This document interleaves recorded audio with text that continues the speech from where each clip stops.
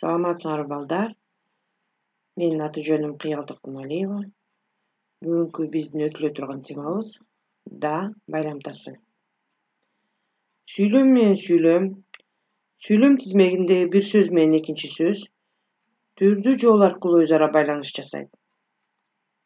Аларды бири-бири менен байланыштыруудагы грамматикалык негизги каражаттардын бири байламталар болуп саналат.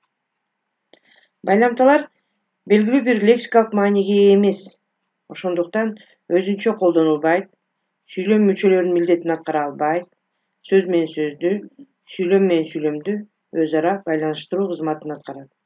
Ошол себептүү аларды кызматчы сөздүн тобуна киргизебиз. Да байламтасы тутумуна карата жөнөкөй байламталарга кирет.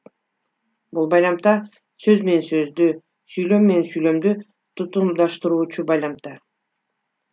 Маанисине жана аткарган милдетине карай багындырбас байламталарга кирет. Бул байламтадан кийин үтүр белгиси коюлат. Мисалы, Аныл да, Эзги да, Жансу да сынактан өтүштү. Демек, да деген байламтадан кийин үтүр коюлду. Аныл да үтүр, Эзги да үтүр, Жансу да сынактан өтүштү.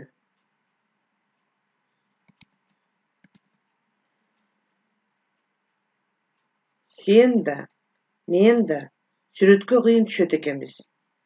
Бул сүйлөмдө дагы сен да дегенден кийин үтүр, мен да сүрөткө кыйын түшөт экенбиз. Бул жерде эки жолу да байламтасы колдонулду. Сага да, мага да жашоо керек. Бул сүйлөмдө дагы балдар да дегенден кийин үтүр белгиси коюлду.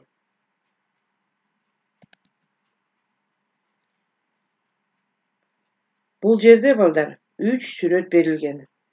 Биринчи сүрөткө мен сүйлөм түздүм.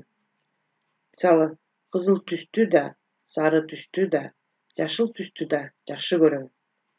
Демек, мен кызыл түстү да дегенден кийин үтүр койдум, сары түстү да дегенден кийин дагы үтүр койдум, жашыл түстү да жакшы көрөм. Бул сүйлөмдө сөз менен сөздү бириктире турган да байламтасынан кийин дагы үтүр белгиси коюлду. Эми балдар, калган эки сүрөткө силер өз алдыңарча сүйлөм түзүп көргүлө. Бул сүрөттө балдар бир канча жашылча жемиштер бар. Алардын ичинде калемпир бар экен, бадыраң бар, капуста бар, баклажан бар, сарымсак, пияз, козу карын, помидор бар. Ошол сөздөр менен сүйлөм түзсөңөр болот. Бул сүрөттө болсо тюльпан гүлдөрүнүн ар кандай түстөрү берилген. Демек, тюльпан кызыл болушу мүмкүн, ак болушу мүмкүн, сары болушу мүмкүн экен. Силер ошол түстөрүнө байланыштуу сүйлөмдү түзсөңөр болот.